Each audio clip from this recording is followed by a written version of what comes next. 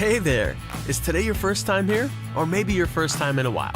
If so, maybe you're wondering exactly who we are and what this church is all about. Well, we'd like you to know that we're a group of ordinary people who are on an amazing journey together, following Christ. Our guide is the Bible because it's the divinely inspired Word of God, and it will never take us in the wrong direction.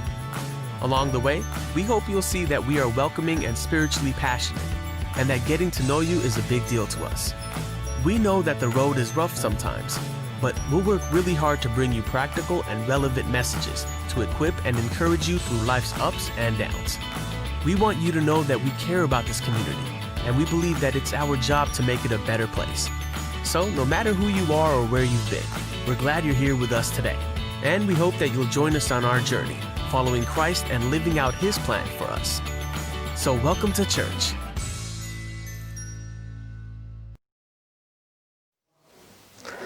Praise the Lord. I want to welcome you to another time that God has given us so that we can be able to share the Word of God. And I want to thank God for the fact that He has been with each and every one of us.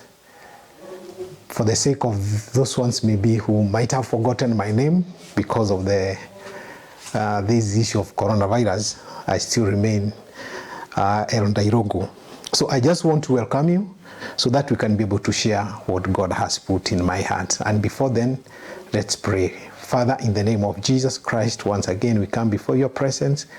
We thank you and we glorify you. We thank you for your faithfulness. We thank you for your care.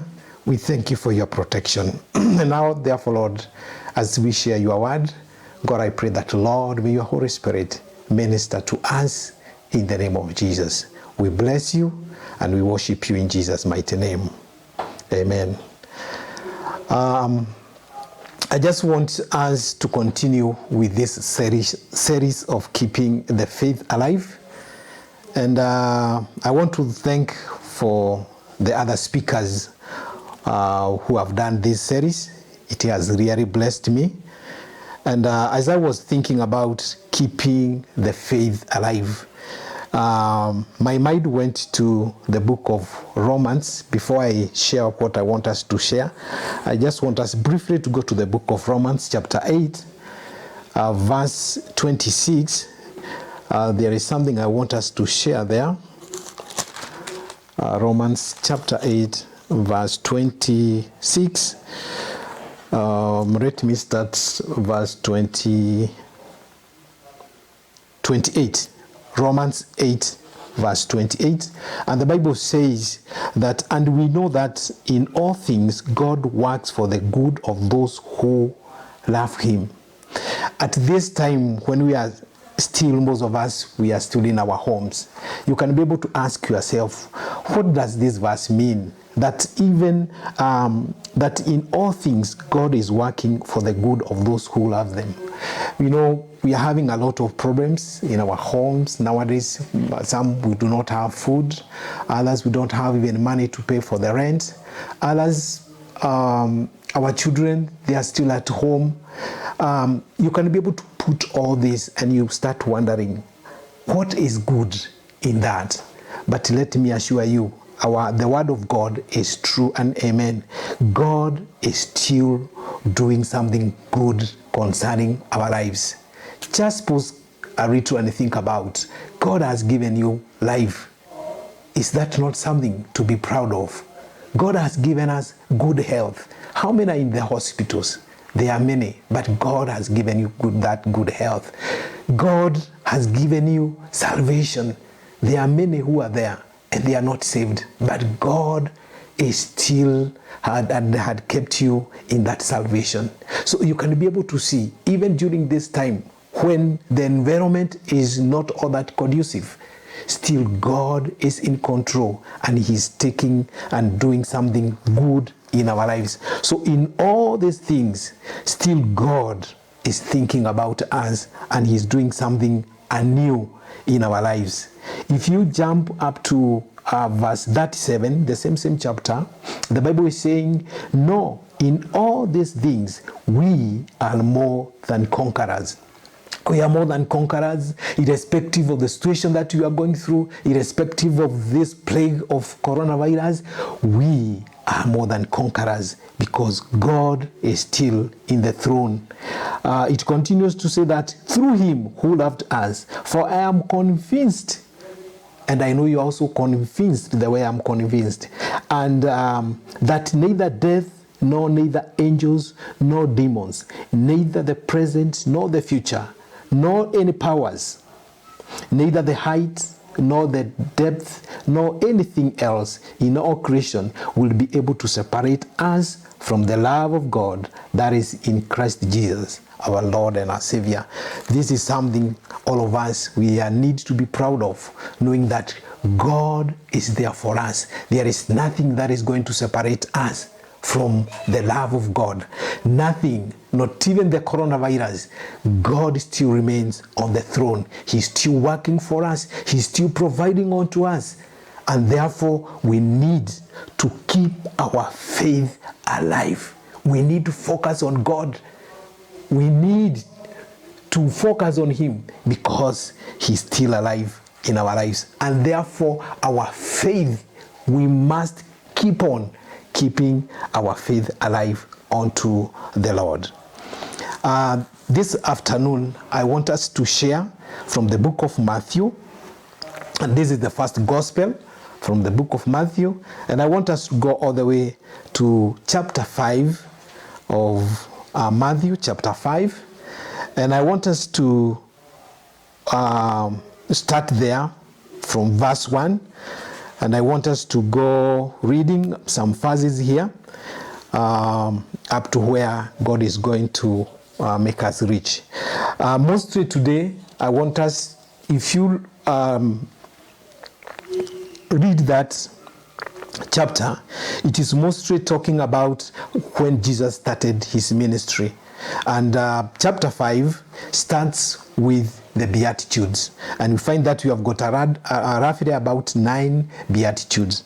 But because of the time factor, we cannot be able to do all of them. But I just want us to start with the very, very first Beatitudes in verse 3. And it is talking about, blessed are the poor in the spirit, for theirs is the kingdom of heaven. Praise the Lord. That means those people who will be given the kingdom of God, these are the people who are poor in the spirit. So for the remaining time, I just want to go into details and maybe discuss about what do you mean to be blessed are the poor in the spirit, for theirs is the kingdom of God. Bwana asifiwe sana. In this Beatitude, Jesus was talking about being poor in the spirit. And it is saying, for example, the world where we live, it teaches us that in order to be blessed, one must be powerful, one must be rich, or self-sufficient. But this is a great mistake. If you look, or you can be able to read from Luke chapter 6, verse 24, you can be able to read about that. Jesus teaches that to be truly blessed, one must become poor first. Bwana asifiwe sana. You can be able to read that one from the book of Luke 6, verse 20. In order to be rich in the things of the spirit, one must become poor in the things of the flesh. I want to read that one again. It's so good. In order to be rich in things of the spirit, one must become poor in the things of the flesh. To be poor in the spirit means to empty oneself. Hallelujah. To be poor in the spirit, it means you have to empty yourself. Before we can be filled with God's blessing, we must first be emptied. Every man is by nature filled with self or selfishness and pride. And therefore God is saying For you to be poor in spirit, you must empty yourself. What are you emptying? What is there in the man? Or the Bible talks about the old man. So we must empty the pride that we have, because man's heart is full of pride. We must remove that self-righteousness. We must surrender to God, and we tell God, God, I can't do it. I can't make it. It's only you. And therefore, when you surrender completely to God, when we empty everything that is inside our heart, that is the only time God is saying you are going to have a poor spirit. And therefore, in the book of Romans 6:6, it is talking about the old man. Remember, the Bible says that that old man was crucified together with Christ Jesus. And therefore, when we empty completely, when we give ourselves completely to God and we surrender, that is the time then we can be able to say you have a poor spirit in you. And that is now the time God is going to open your blessings. Jesus first condemns our old self nature, and then he saves those who are poor in the spirit. Therefore, to be poor in the spirit also means that we confess we are unworthy. We confess that we are worthy to be for our condemnation. It means that we confess that we are dead in transgression. It is a moment of realizing that you are not worthy. It's only through God who can be able to make you to be worthy. So when you do that, then you'll be having a poor spirit in you. Therefore, right from the beginning, we must understand that it is impossible to live Christian life and follow the teaching of Jesus by our own strength. We must recognize God in our salvation. We are unworthy, we are condemned, we are dead. If you think we are worthy, if you think that we can follow Christ by our own strength, then we are not being poor in the spirit. Anyone who is not poor in the spirit has not met God. But all of us hoping that we are saved, then we must have met God. And that is the time that we confessed our sins to the Lord and we became saved. And therefore, to be poor in the spirit, you must be saved. That is a qualification. If we truly know God, we will become poor in the spirit. God is so powerful. God is so great. God is so holy. God is so good that once we know him, we'll consider ourselves poor and wretched by comparison. If you can be able, in the book of Romans, very briefly, chapter 7, what Paul was talking about being wretched. I just want to read verse 14, chapter 7, verse 14. It is saying, we know that the law is spiritual, but I am unspiritual, sold as a slave to sin. I do not understand what I do, for what I want to do, I do not do, but what I hate to do. And if I do what I do not want to do, I agree that the law is good. As it is no longer I myself who do it, but it is sin living in me. So this one, I was just reading this one so that you can be able to see that we are wretched, but because of the blood of Jesus, then our God has made us to be righteous. To be poor in the spirit does not mean to be shy or fearful. To be poor in the spirit is not natural quality, it is a spiritual quality. Indeed, all these beatitudes mentioned here are spiritual qualities.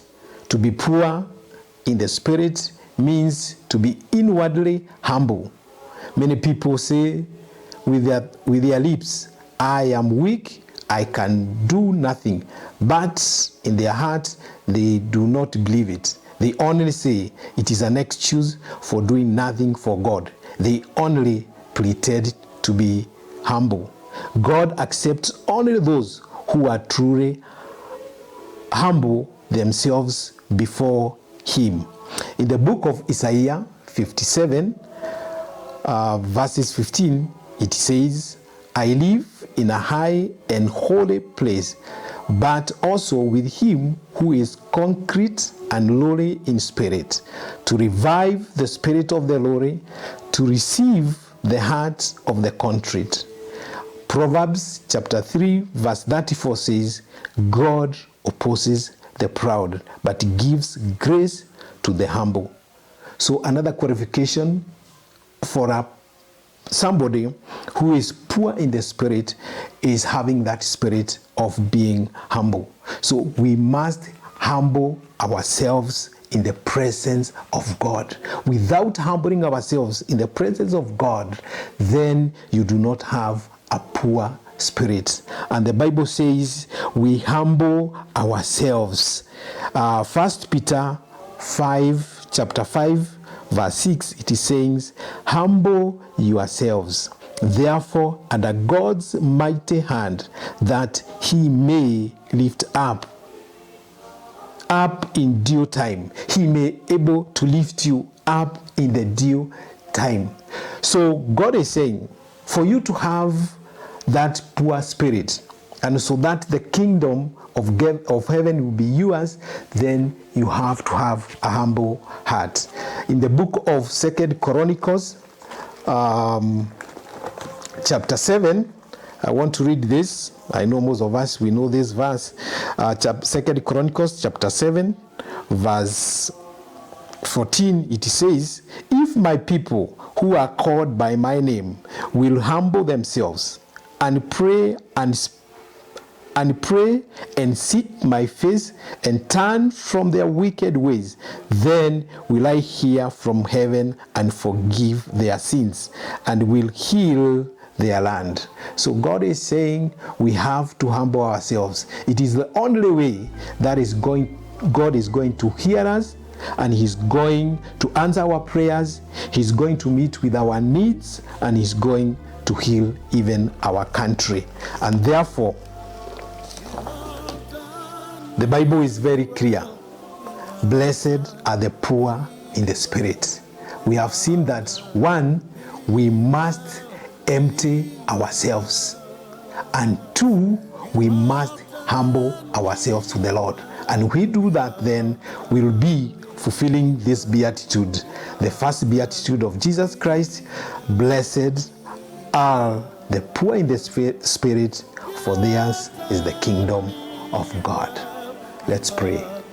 I bless you, God, and I worship you. Thank you, Lord, because of your word. Father, we bless you because of this great sermon that you gave out to us. And you have said that blessed are the poor in the spirit. And therefore, God, in the name of Jesus, may you help us to be poor in the spirit. May you help us to empty ourselves, the pride that is in us, the arrogance that is in us, oh God. May you help us to deny it, oh God. Help us even to surrender unto you, oh God, in the name of Jesus. You have also told us that, Lord, we need to humble ourselves in your presence. God, through the help of the Holy Spirit, may you help us to humble ourselves like the way Jesus humbled himself and he died on the cross for our sake. Father, we thank you because of your faithfulness. Thank you for each and every one of us. I bless you because of even the viewers. I bless even for the ones who are listening. May you, God, bless them, oh God. May your peace, may your joy be their happiness. We bless you, for we pray this in Jesus Christ, our Lord and our Savior. Amen.